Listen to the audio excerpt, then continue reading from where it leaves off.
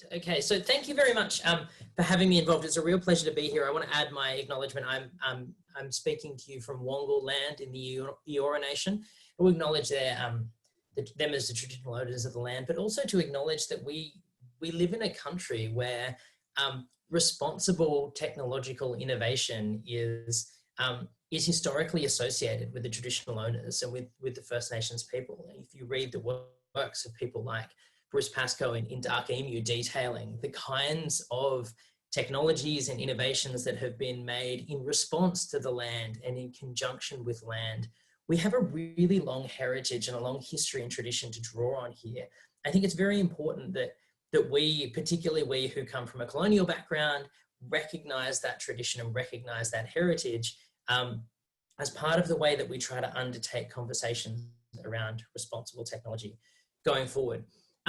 So I work at an organization called the Ethics Center, which is a non-profit which is aimed to bring ethics to the center of everyday life. And we do that in a range of different ways, but increasingly we're being asked to think about how we might bring ethics into the heart of the kinds of technologies that we build, that we use, and that increasingly shape our lives.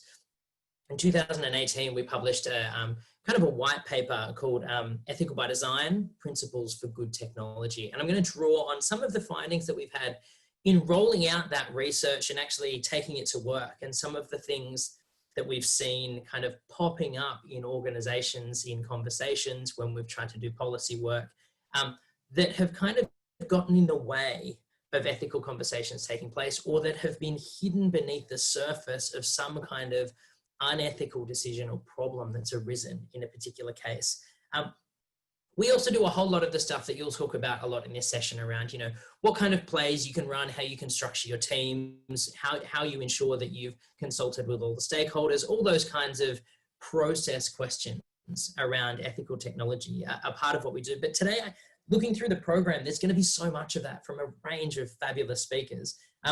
But I think I checked, and I'm pretty sure I'm the only philosopher on the program. So I thought that I might take a step back from the kind of the more granular questions of ethics and the precise questions that we might be dealing with, to try to think about some of the more big picture philosophical questions that sometimes bubble beneath the surface. And it's these underlying beliefs and these kind of core philosophies that can kind of cut that goodwill, those positive intentions and those ethical processes off at the knees and really get in the way of doing what we really want to do. And that's what I think of as the 4 horsemen of unethical technology. And we'll talk through each of them today with a few examples. So the 4 horsemen are Techno Logic, and that I'll explain in a second, Instrumentalism, Progressivism, and Opportunism. So these are the 4 things that we're going to unpack. But what I want to start by explaining is that one of the things I think it's really important that everyone who's working in the tech space and interested in responsible technology gets on board with is starting by acknowledging that technology is not just something that we build. It's an activity that we're involved in. It's a thing that we do, and it's a way of seeing the world. If we just think of technology as the stuff that we have, whether it's our phones or a social platform or an algorithm or whatever it is, we think about technology just as this kind of, in this object-based way where it's kind of fixed and it's not changed. Once you've built a piece of technology, it is what it is. But technology as an activity gives it a kind of fluidity. It reminds us that we, as the builders of technology, if we are involved in the development of technology, we aren't the only voice in that technology is always a shared activity between users, designers, innovators, and entrepreneurs who will repurpose the things that we build and change them in different ways. And when we see it in that fluid way, we start to see how important it is to get beneath some of the ordinary kind of terms and the basic ways of thinking that we sometimes use or we see playing out in organizations and in conversations around technology. So I'm going to introduce to you today these 4 horsemen, and each of these 4 horsemen has a particular kind of tool, a particular weapon, if you will, that gives it power, that lends strength to its arm. And I'm going to introduce those as well, because those are the points that you'll be able to spot where you have some risk areas in your practices, in the way that you structure or incentivize the work that you're doing within your culture, you'll start to go, okay, well, we might be falling foul of this particular area if we start to see these kinds of things emerging. And we're going to start by talking about Techno Logic. Now, in some ways, Techno Logic is one of the oldest kind of ideas, and it's gone by a lot of different names throughout the history of academic philosophy. It's called inframing or techne, which is an ancient Greek word. It's gone by a lot of different terms, but it's basically a way of thinking whereby we see the world as a problem to be solved. That quote should actually read from Frank Herbert, should read, "The mystery of life isn't a problem to be solved, but a reality to be experienced." Sorry for the typo there. And when we see the world exclusively as a problem to be solved, we can be falling into a particular mode of thinking, which we at the Ethics Center call Techno Logic. Techno Logic is a kind of approach to the world that sees things in terms of, to what extent can we impose our will upon them? What can we do to bring control to this particular arena of human life? How can we make it useful? How can we make it measurable? How can we direct it towards outcomes that we actually want and desire? So the term that sometimes was used for this in kind of the mid-20th century was the idea that it was, this kind of approach was called inframing. And what we did when we approached the world through a technological approach is we inframed it. We literally put a frame around the world and decided these were the parts that were relevant. Here is how we are going to shape and remold this in ways that are useful to us. And so what we do when we approach the world through this kind of technological lens is we understand the world in terms of its material value to us, in terms of its usefulness to us. Now, I don't want to be disparaging of this approach wholesale, because there is huge value to be gained in terms of efficiency, in terms of genuine problem solving, because there are problems that need to be solved in taking this approach. But the problem is when we get this concept creep, or when we try to measure things that don't need to be measured or can't be measured, or we fail to measure things that really matter because we've taken this particular approach.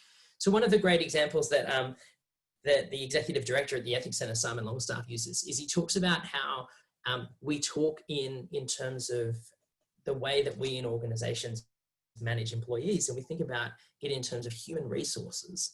And we kind of gloss over that, but that term human resources is actually, when you look at it, a little bit gross. It suggests that what we have when we have all of these employees, their will, their labor, their dignity, their intentions, their inner lives that each of them has, is that we reduce them to a resource that is instrumental to the success of the organization.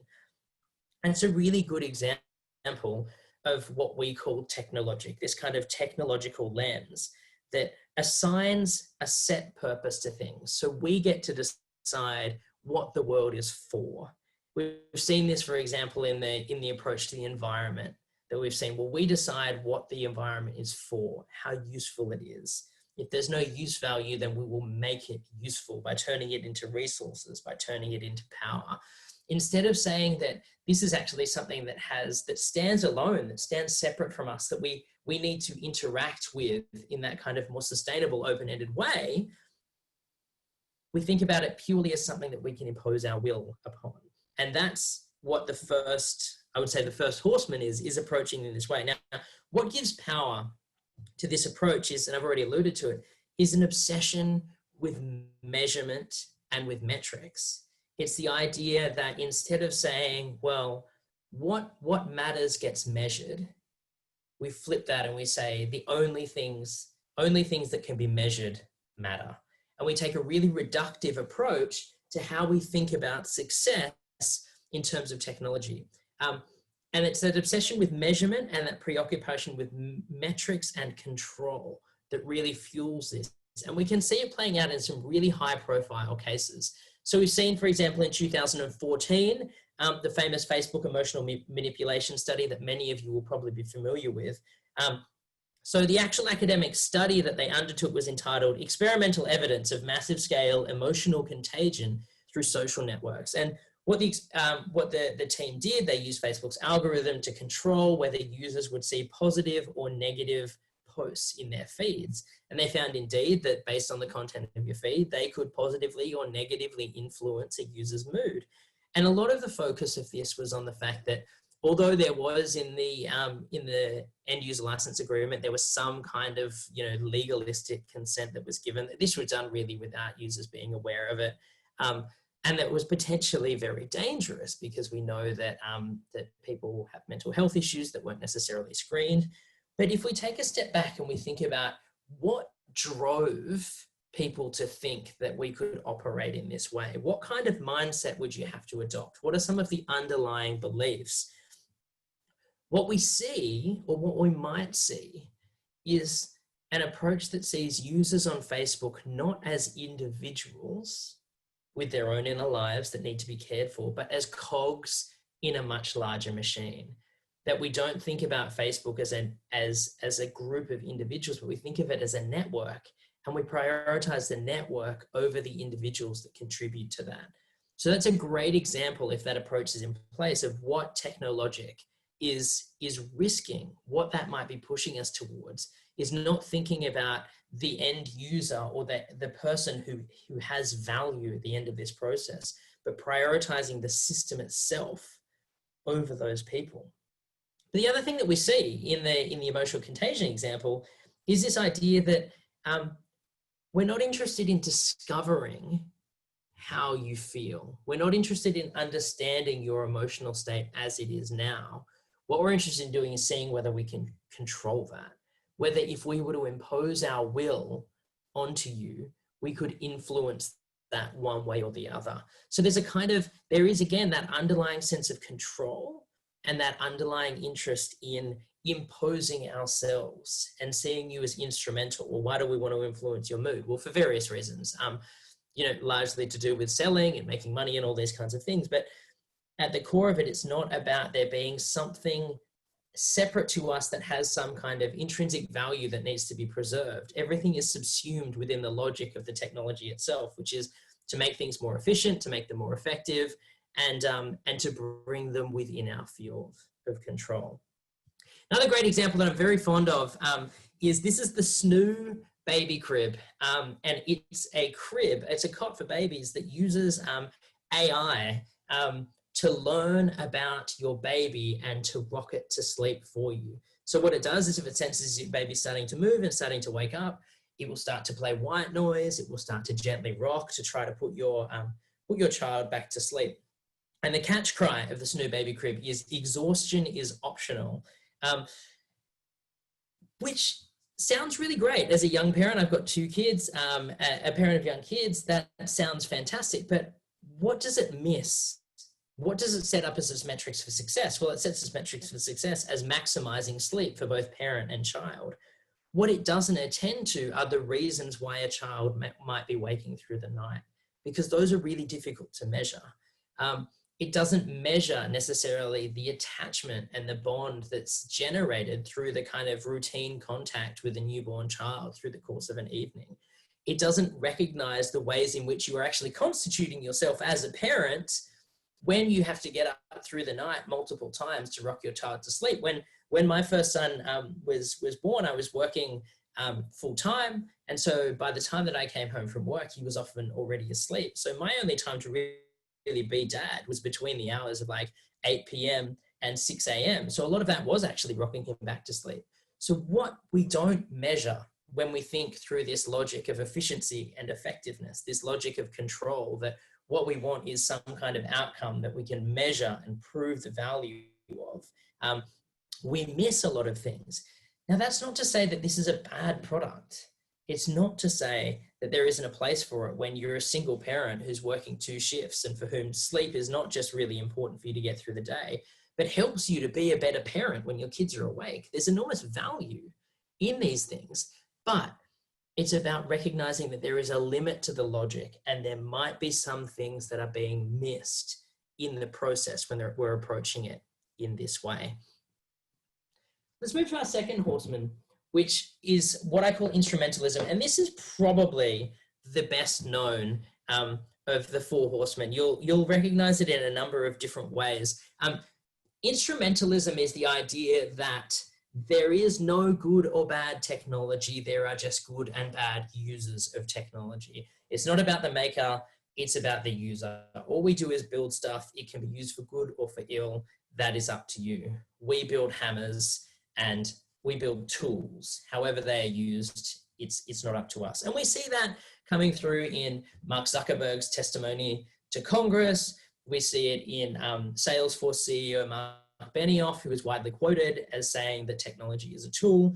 And it drives a whole heap of beliefs, but none more well known than the catch cry of defenders of the Second Amendment in the US. Guns don't kill people, people kill people. Instrumentalism, or what we sometimes call value neutrality, that there are no values built into technology. They're built by the people, they're brought by the people who are using it, is a really misleading approach to technology. And I'm going to use an example to talk you through why. So the image you're seeing in front of you now is called the Liberator, and it was designed by a man named Cody Wilson, and it's the world's first 3D printed gun. You can download this and it works effectively as a gun for one use, before which it becomes unsafe. And you can download it and print it in your home. If you have a 3D printer, you can print this at low cost. There is no need to license. There is no need to have any kind of registration. It is available to anyone and everyone. And it's part of a series of what are starting to be known as kind of ghost guns or ghost gunners. So people can 3D print weapons.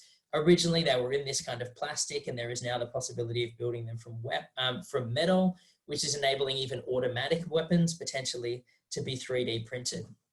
But Cody Wilson developed this specifically as a response to his view that gun regulation was unjustified, because he's a libertarian. And underneath this belief is this idea that, well, it's not guns that kill people, it's people that kill people. It's people's choices. We shouldn't take away good people's choices because bad people misbehave with these options. What that does is implies a very limited responsibility on behalf of technology designers. And it's also very wrong. And the reason that it's wrong is because when you develop technology, you are making a series of claims. You are making a series of value judgments. For example, when you make a gun, one of the value judgments that you are making is that sometimes it is good to shoot people or kill people. That's built into the claim of building a gun. If you didn't think that, you wouldn't build the product. And secondly, what a gun does in terms of the way that it affords and encourages particular behaviors is it removes some of the friction and challenge that's involved in using lethal force. So it invites people to engage in the world in a particular way. It invites people to see the people and the world around them as targets or as potential targets.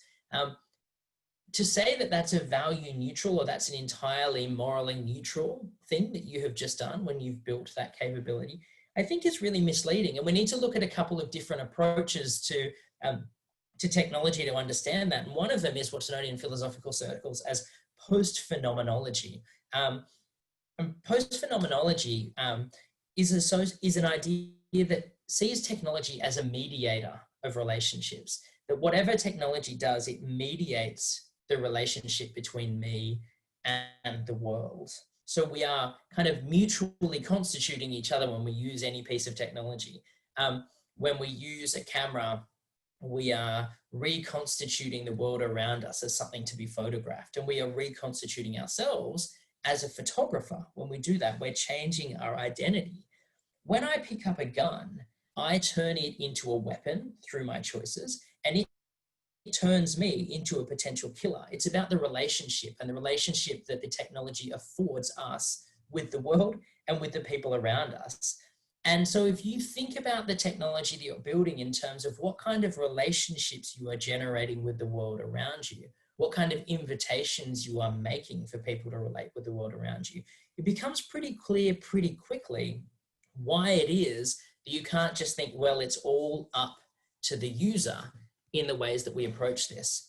The second example here, some of you might be familiar with, this is a cartoon from Lunig, the cartoonist, it was widely criticized at the time, not least because it targets not just parents, but mothers, and is unfairly shouldering the blame of bad parenting on mothers as opposed to parents more generally. But Luning here in this poem is basically talking about how bad parents are for being lost in their phones. And what I'm interested in this is who is left out of the story here. And the person who's left out of the story here is the person who made the phone. It ignores the ways in which the parent is driven to look at their phone because of the way technology is designed. It ignores the ways that the parent is driven to look at their phone because they've been encouraged through algorithms to follow 55 parenting sites that they need to be continually checking to make sure that they're doing a good job of being a parent. The ways in which they feel obligated to use the phone to continue to update their family because their phone is also their camera and it's always on and it's ever present. It ignores the ways in which the design of that technology is aiming to usurp people's decision-making and their neurology so that they are not just wanting as a conscious choice to look at the phone, but the phone is rewarding them neurologically in a way that engaging with their child is not. It's using a different part of the brain and it's hijacking that pathway to literally take their attention away. And then to throw all of that and say, well, the problem here is the person using the technology has not got a strong enough moral fiber to be able to manage this. And that person also happens to be a woman, and let's set aside the sexism in that for the purposes of talking about technology. There's a lot in that that implies a very hands-off approach on the part of designers. And the belief that fuels this, I think, is not just a kind of recklessness on the part of designers. I think it's deeper than that. I think it's a deeply held view of libertarianism. It's a deeply held view that the people who use our technology are completely free to choose the ways in which they use that. And that responsibility is on them. And it would be wrong of us, it would be paternalistic of us to tell them how to use that technology.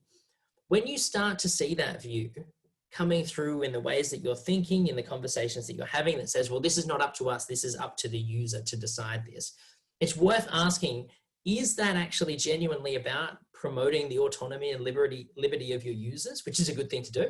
Or is it about abdicating responsibility for what you're building yourself? Because if it is, then that's a red flag. We move on in the interest of time to our third horseman, which is progressivism. And the thing that I like to think about here is a quote from the author G.K. Chesterton, who talks about the cult of progress and the desire we have for just new stuff. He says, my attitude towards progress has passed from antagonism, frustration, to boredom. I've long ceased to argue with people who prefer Thursday to Wednesday simply because it is Thursday. We have this sense that newer is always better, that the next thing in line is going to be better than the last thing. But that's something that deserves to be interrogated. You'll see this in your organizations. You'll see people who are not particularly au fait with technology saying like, well, I think we need to get on the blockchain. Without knowing what the blockchain is, they just know that there's a new thing and they need to be on it. But there's a much deeper, more insidious version of this progressivism. In fact, there are two. There are two pillars to this horseman that I think you need to be aware of.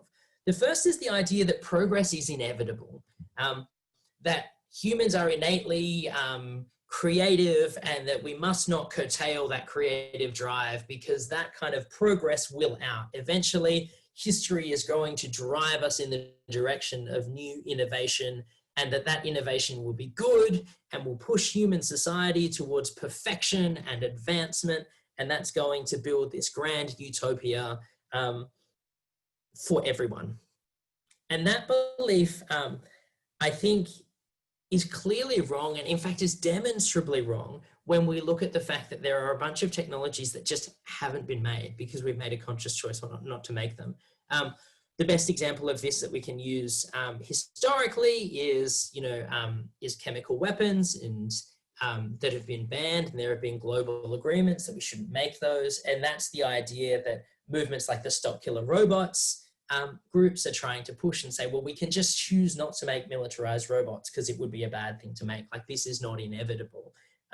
We've seen very recently that organizations have put one-year moratoriums on facial recognition technology. And that's been the work of an enormous amount of activists to say, hey, you don't have to do this. It might actually be very bad if you do this in its current form. There is no inevitability. And there's a Canadian philosopher, Marshall McLuhan, who said there is no inevitability so long as there is the willingness to stop and think. And I think that's very true. And I think it's this idea that we actually eliminate our own agency when we say that there is this inevitability to technology, that these things will come and they will be good. It implies that we shouldn't try to restrain ourselves or think about what we're doing, because ultimately we'll fail anyway. And it also, as innovators, undercuts the achievements that you do make, because they're not the result of your efforts. They're not the result of your work. They're the result of some kind of necessary process of history. But the more insidious approach to progressivism is, I think, the idea that, well, someone's going to do it anyway. Someone is going to build this technology, so it might as well be us because we're better than the other person who might build this, or we might as well get a share of the profits because someone's going to do it anyway. Why should we cut ourselves off from that? Now, this approach is not kind of bad philosophy, it's just bad ethics. The idea that something is inevitable doesn't mean we need to lay out the red carpet and welcome it. We all know that our loved ones are going to die, but we don't think that therefore it's okay to expedite that process necessarily. We don't necessarily think that because a particularly toxic politician is going to win an election, that therefore we might as well vote for them. It doesn't matter who you vote for, you might as well vote for the person you disagree with. We do think that it's important to resist, but what rationalizes this is this kind of self-interested behavior. It's actually about trying to rationalize and justify, well, we just want to do the wrong thing because there's some kind of skin in the game for us, and we're going to spin this grand narrative around it. I'm going to move to the fourth horseman because I'm running short on time, which is opportunism. Opportunism is a horseman that's driven by speed and a desire to move quickly and to move at scale. And the best examples I can use are kind of specifically Tay, but these are two chatbots called Microsoft Tay and Microsoft Zoe. Tay in particular, you'll be familiar with, who tried to learn how to have positive human interactions with people by learning from the internet, from internet conversations. And within 24 hours, was a Holocaust denying, Hitler supporting, transphobic machine. Why did that happen? Well, it happened because instead of cultivating a data set to train Tay that modeled the best of human interactions, they grabbed for the data set that was the most readily available. It was big, it was fast, and it was there. And in doing that, they wound up creating something that was particularly perverse and so far away from the goal that they were trying to achieve. What drives this is, as I say, a desire to move things really quickly and to move things at scale. And we've also flipped things to look at not what we're trying to build, but the opportunities that are available to us most quickly. So instead of thinking, what do we need in order to answer this question? We think, what answers do we already have in the data that we just look for? What's lying around that we can kind of use and utilize in that way? I'm just conscious that I want to get to a few questions, so I'm going to move through this. This is a quote that I often show when I'm talking about technology, and it's got to do with the opportunism thing. Alice is lost in Wonderland, and she asks the Cheshire Cat, where should I go? And the cat says, well, where do you want to end up? And she said, I don't really care. The cat says, well, it doesn't matter which way you go then. When we think about technology, sometimes there is a temptation to just look for the next innovation, the next thing to build. What's lying around? What's going to point us in the direction that we should go in? Instead of consciously taking ownership for that. And sometimes that can lead us to thinking about ethics as just a process. It's a thing that we need to do, a kind of another compliance box to tick to make sure that what we're doing is unbiased, that there's no fairness issues, that people are safe on our platform, that they're secure, without asking the bigger picture questions, like what kind of world is this technology helping to build? What kind of, what aspects of humanity are we amplifying here? What are we bringing to bear? Now, a final point that I want to say that has to do with the opportunism and the idea that we shouldn't get in the way of opportunities, and this is connecting the progress thesis together, is this idea that ethics is the enemy of innovation, that ethics is what gets in the way of opportunities. And that's a really common view, and it's a common view across the board, not just in digital technologies. The Harvard philosopher Steven Pinker, when there was a moratorium on CRISPR, like genetic editing research was announced, said the only responsibility for ethicists in this area is to get out of the way. He had a few reasons for that, but underlying this was this idea that, well, all ethicists are doing is getting in the way of progress and innovation. I think that's a really unhelpful way to frame things, because when we think about what design is trying to make really good products. And what makes a product really good is that it makes people's lives better. Now, that's precisely what ethicists want to do. I think instead of seeing ethics as something that ends a conversation about new developments, about features, about design, there should be a starter for conversations. We should start with, well, what is the world we're trying to create? What are the values that we're trying to bring into this? You know, ethics is not just a way of solving problems or making sure that stuff doesn't go bad. It's not a matter of kind of putting out fires. It's about making sure that the light, the flame that's within your technology shines as brightly as possible. We have this opportunity to harness and utilize creativity and innovation. And if we bring ethicists along with that, and we bring ethics in that conversation, it gives you the confidence that you are creating and innovating well. And that's really what we want to do. We want to be building great stuff and feeling confident about it. Thank you very much. I'm going to open up. I'm going to stop sharing and have a look at some of the questions that have come through now. Well, thank you so much, Matt, for that. That was brilliant. We've got a couple of questions. I wanted to start. Thank you for giving us an intro to the 4 Horsemen and for such a philosophical start to the morning.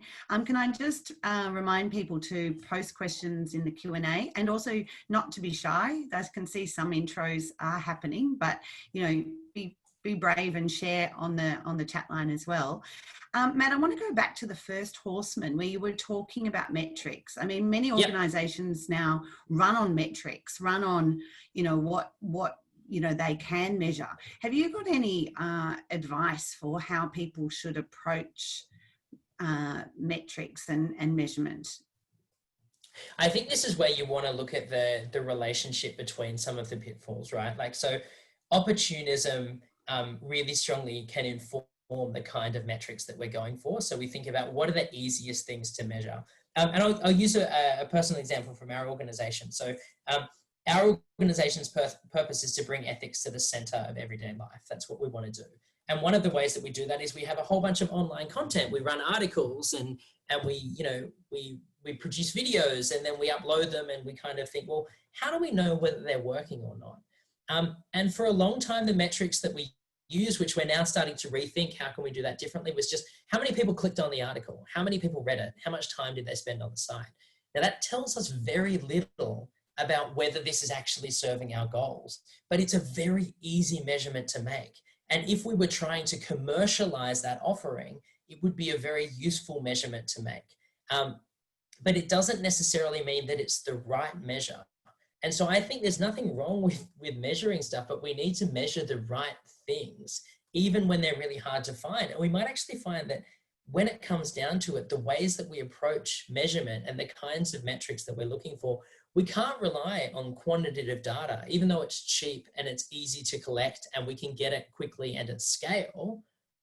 That's not going to be the best metric. It might actually be that we need to go out and talk to people. We need to run some focus groups. You need to get in with your kind of, with your user designers and your market researchers and say, how can we get a group of users? How can we get people in to really understand the way in which this is affecting them in a much richer kind of data, to understand what's sitting in the spaces between those metrics? Well, I completely agree with you on that. It sort of lends itself to my next question around the whole addictive space, and you touched on that with the pram cartoon, which was very controversial at the time. I mean, are we going to look at some of these things in the future, or are we now, as in the same way that we now look at gaming machines and slot machines? You know, is the like and some of the things that we're building. And I know that a lot of the measurement, you know, as you said, you know, a lot of the ways we measure are around, you know, how people are going back and back and back. So how do you see that when most of us are actually trying to build things that people want to use and come back to? How do you balance that?